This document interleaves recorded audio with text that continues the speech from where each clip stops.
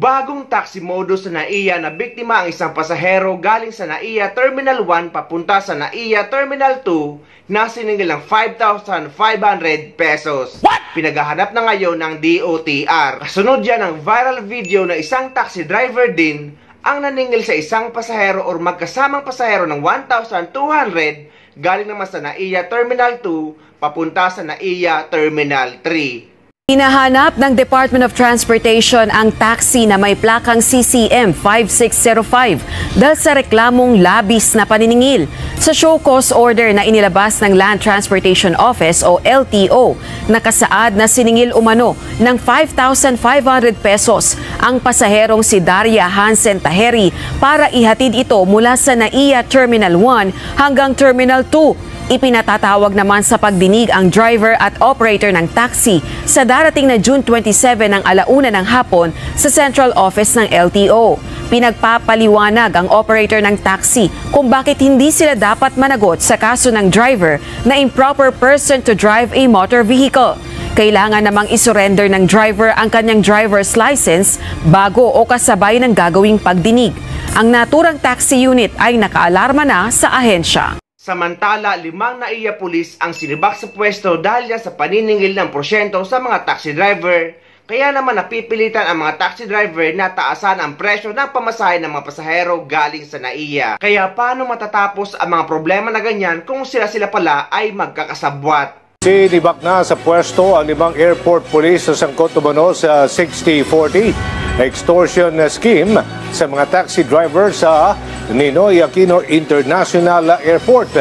Ayon sa nagreklamong taxi driver, ito rin ang dahilan kung bakit malaki rin ang patong nila sa pamasahe. Si J.M. Pineda sa sentro ng balita.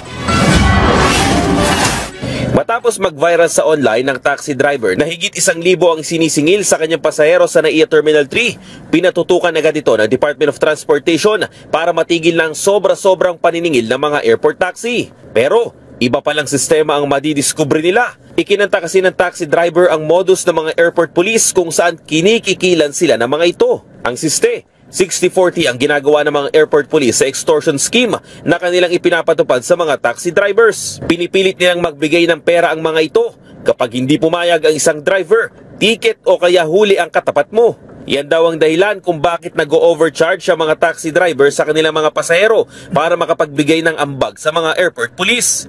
Hindi pinalagpas si Transportation Secretary Vince Dizon ang anomalyang nadiskubre, kaya kagabi ipinasibak niya ang 5 airport police na sangkot dito. Nag-instruct na ako na i-relieve yung 5 binigay na pangalan. Ginawa na yung kagabi, relieve na sila, dinisarmahan na sila kahapon, kagabi, at suspended sila habang ongoing yung ating fact-finding dito. Yan talaga, hindi pa pwede yan. Yan naman ang paulit-ulit namin sinasabi na madalas kapag merong pang-aabusong ginagawa, madalas may kakuntsaba sa loob ng gobyerno. Ito to, example na to. Inutusan rin niya ang Manila International Airport Authority o MIAA na imbestigahan ang extortion scheme na ginagawa ng mga airport police, lalo na at ang direktiba ng Pangulo ay huwag pahirapan ang mga Pilipino. Tiniyak naman ng ahensya ang kaligtasan ng taxi driver dahil may mga kasamaan pa daw itong biktima ng pangingikil na gustong lumantad. May mga willing bang magkasuyo pa? Sabi ni Felix, meron daw. So, hinihintay natin yun. At binigyan din natin ng protection si Felix. No? Kasi syempre, takot siya. No? Takot siya para sa buhay niya. No? Kasi baka babalikan siya. Agad namang sumunod ang MIAA sa utos ng ahensya. But rest assured naman, we follow the instructions of the Secretary. They have been relieved. They are reporting sa headquarters. They're no longer reporting sa Terminal 3. And then the next logical step is to proceed with administrative hearings na to find out really if they are guilty of the allegations. Handa rin daw ang pamunuan na busisiin at halungkatin ng anomalya. Kahit pa matataas na opisyal ang nasa likod nito, ay dadaan rin daw sa investigasyon. Similar to what we're doing now, administrative charges, sanctions shall be levied, no? Under civil service regulations, of course, no? Kasi sabi ko nga, there's due process naman, no? Hindi naman natin pwedeng ipagsangkalan ng mga karapatan din naman nila, no? So we have to undergo the process pa rin. Sabi pa ng MIAA, tanging mga authorized at accredited taxi lamang ang dapat tangkilikin ng mga pasahero para maiwasan na rin daw ang mga sobra-sobrang pasahe.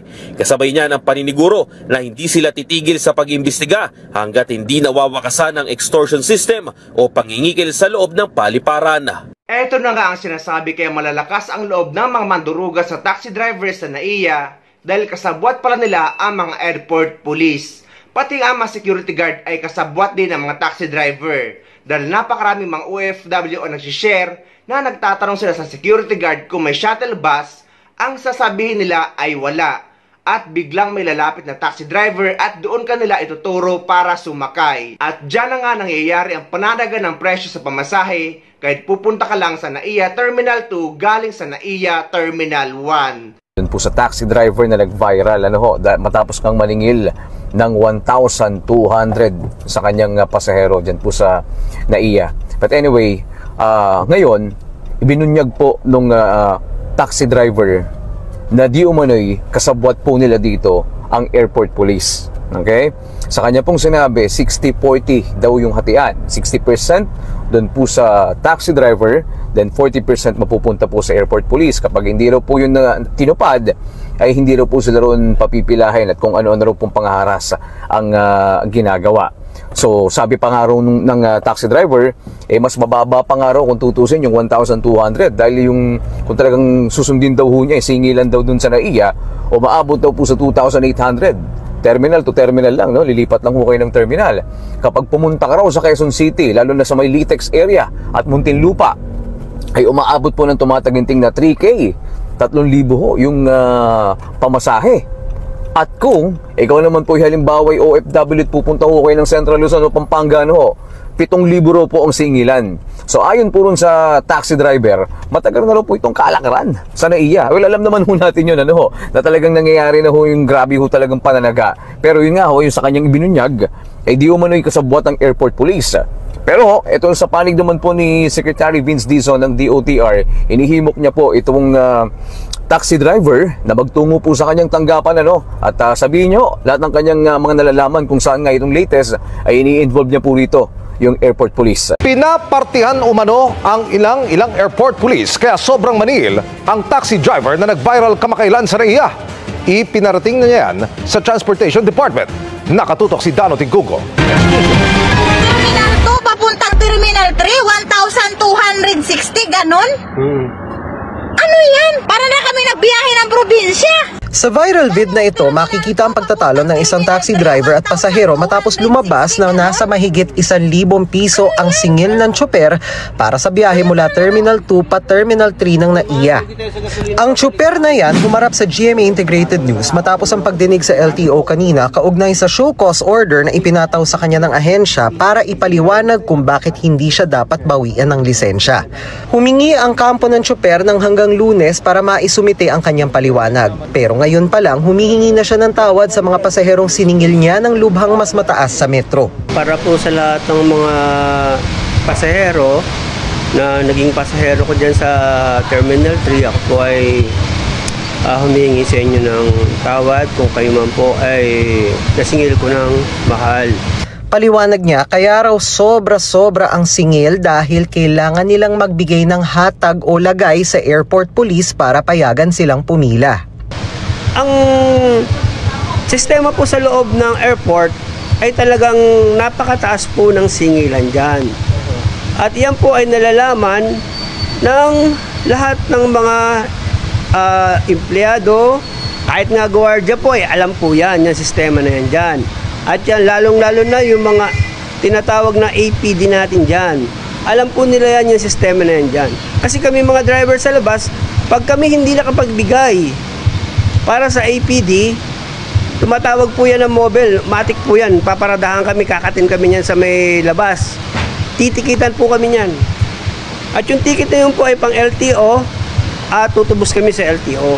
Ganoon po ang nangyayaring kalakaran niya, kaya kailangan po namin na magbigay din para sa kanila. Ang partihan daw anya 60-40. 60% sa taxi driver, 40% para raw sa mga tauhan ng airport, kabilang ang maglalabas ng pasahero para sa kanila at airport police. Dahil dito, ang halimbawang biyahe sa pagitan ng mga terminal na wala pang 200 pesos kung ibabase sa metro, nagiging 1,200 pesos. Pwedeng tawaran hanggang 1,100 sagad. Kung kukuha ng taxi sa loob ng terminal papuntang hotel, nasa 3,000 pesos ang singil. Kung sa kanila sasakay, 1,000 pesos daw ang pinakamababang singil. Pinakamahal ang halimbawa papuntang Pampanga. Mula NAIA papuntang Angeles, kung sa loob daw kukuha, nasa 15,000 pesos ang singil. Pinangalanan ng tsuper sa amin ng mga airport police na sinasabing tumatanggap ng hatag, lagay o porsyento, pero hindi muna namin sila isa sa himpapawid. Pag hindi ka po naghatag sa 5 tao na yan, automatic, dadalhin ka sa taas at i-impound ka muna sa taas ng mga ilang oras bago ka pala palabasin.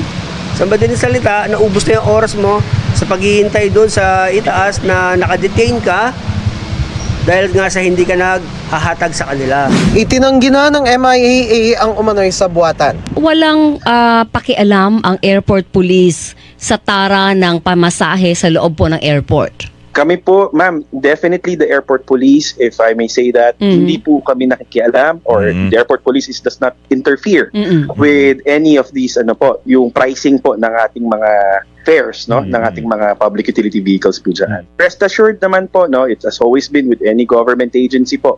Pag nalaman po namin na meron pong pagkukulang, especially with regard to our employees, gagawan po natin ng rapat-dapat na tugon, no? Yung mga yan. Ngayong hapon, humarap ang tsuper kay DOTR Secretary Vince Dizon at ibinigay ang pangalan ng mga airport police na dawit sa hatag. Hihingi po kasi inyo ng tawad sa mga nagawa kong kasalanan. May proseso tayo dyan, pero malaking bagay itong paglapit mo sa amin at pagbigay ng impormasyon. Bibigyan pa rin kita bibigyan kita ng protection. Kakausapin ko ang LTO at LTFRB kasi nasabi ko nga hindi lang overcharging ang violation. Pati yung paggamit ng isang prangkisa, isang taxi na pasuna ang prangkisa. Mabigat din yon. Pero napakalaking bagay nitong paglapit at pagsiwalat niya dito sa sistema dyan sa NAIA.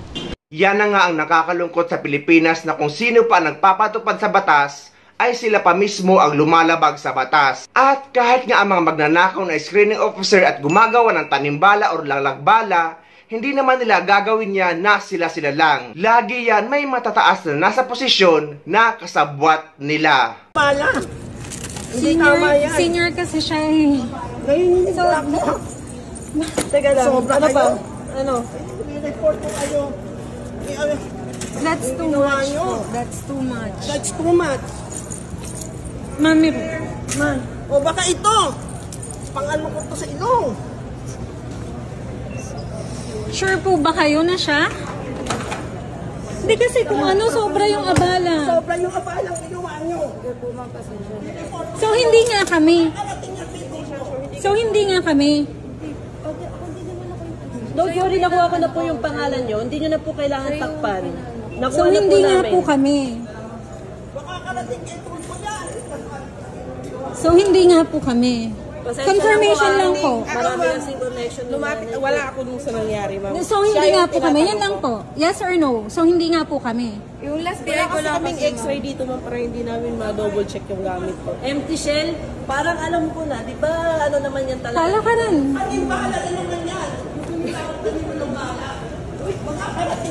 Kasi anting-anting yun yung una ninyong sinabi. Sabi nyo pagbasyo. Ngayong chinek, ano na? Bakit ninyo kami hinayaan pumunta dito? Kung meron kayo na check from there. Andyan sa back pa. Anong gano'n ng water pagpasok?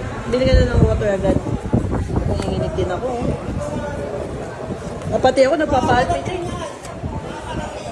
Wow, passport mo.